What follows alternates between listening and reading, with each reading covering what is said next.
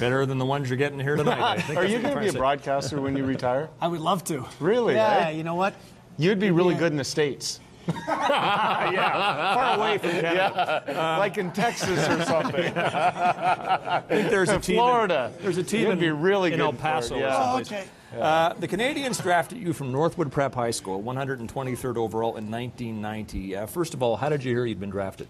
I was down in North Carolina at my dad's, and I got a phone call, and I actually thought it was my buddies playing a joke until, a couple minutes it sunk in that, hey, this is really someone from Montreal. I go, because Montreal was my favorite team growing up, and I just thought, what are the chances you actually getting picked up by Montreal? Yeah. They're just, I go, this is amazing. But then next thing you know, they said, yeah, it's true. And I thought, holy cow, I couldn't sleep for a week. Real honor it was, obviously, to be drafted right out of high school. The same high school, by the way, that Tony Granato went to. So on to Clarkson University for 4 years, and then you went to your first camp with the Canadians in 1994. But Patrick Roy almost finished your career in your first inter-squad game. What happened? You know what? I took my very first shot on Patrick, and I was a little nervous. The guy in front of me shooting on the right, he bobbled the puck, and so he was way in and shot and finally shot it. And I just took a nice little, I was at the blue line, a little off balance zone. I took a shot, and it was going. I'm watching it, and all of a sudden I'm going, oh no, this is going to hit him right in the head. Sure enough, hit him in the head. Square on, or was he off to the side? No, off to the side. It wasn't that hard, but he stopped everything. And he cleaned the crease. Then he threw his stick down. And the arena went silent, did it not? Oh, yeah. Well, both teams, because it's just an inter-squad game, so both teams turn around. Now everyone's watching, and he's skating. I'm trying to apologize when he's on his way out. So what was your hazing like later that day? Well, he punched me right in the head with a blocker. Right in the forehead. I thought, oh. So you're saying, I'm sorry. I'm sorry. And that's how he accepts the apology. And he punched me right in that forehead with the blocker. And, it's weird because both teams jumped me.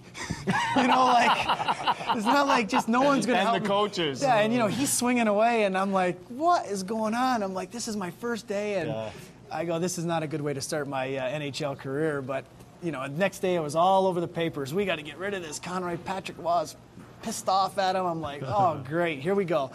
Well, they had it right in Montreal, though. They knew they had to keep Patrick Roy happy ahead of you. Some unknown draft pick from Clarkson.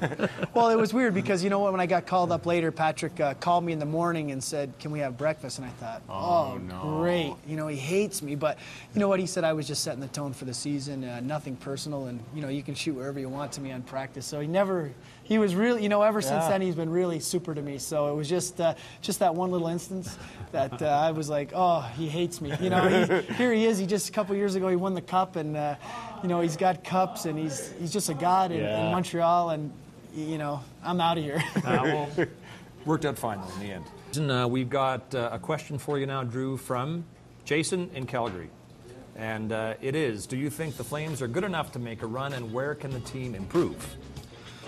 Obviously, I believe Darryl has made a lot of moves to get this team to, be in a position to make another run. And that's, I think that's what everyone's doing at the beginning of the year. I mean, if you get in those playoffs, everybody feels like they have a chance. You look at Edmonton, Carolina a few years ago, us. You just never know. And I think the one thing we have to improve is definitely our play on the road. If we can get that done, and, we want to give up a little bit fewer shots. I mean, Mika's a great goalie, but if we could give up, 21, 22 shots a night, that's one of our goals also.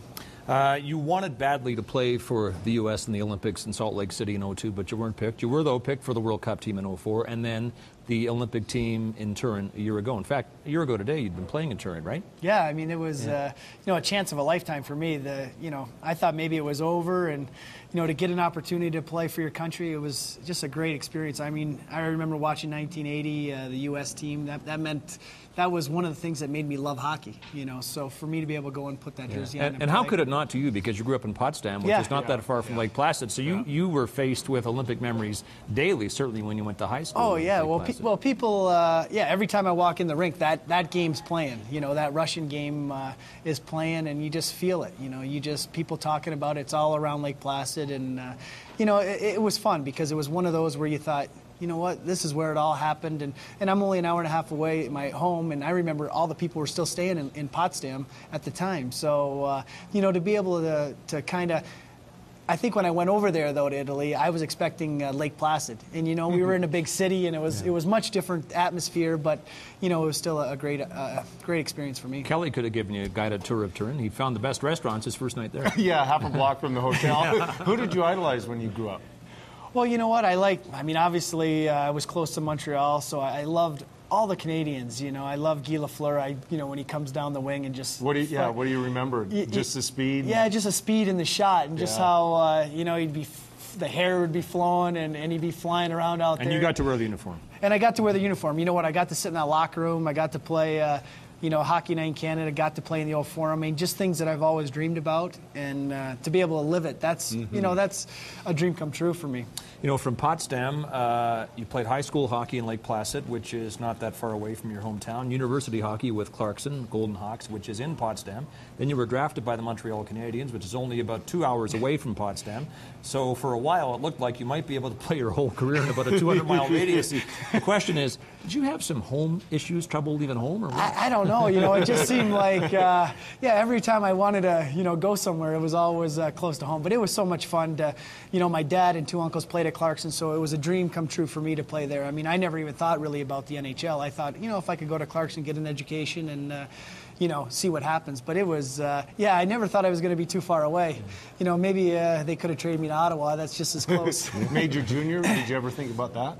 I looked at, there was some discussion about it. The 67s had my rights, and I kind of threw it around, but I just said, I think, the one thing for me was to go to play to Clarkson. I mean, ever since I was a little kid, I thought that's what I really wanted to do, and, so I just, went to Northwood to get a little bit more exposure, and then end up going right back to Clarkson. Just one more thing we want to get in here, Craig, and that's your website. We're not in the business of promoting websites here, but yours is intriguing because it looks like you're real hands-on with it. You post a lot of pictures, you answer a lot of messages from fans. How much time do you spend at it? And as you answer this, we're going to look at one intriguing picture of the...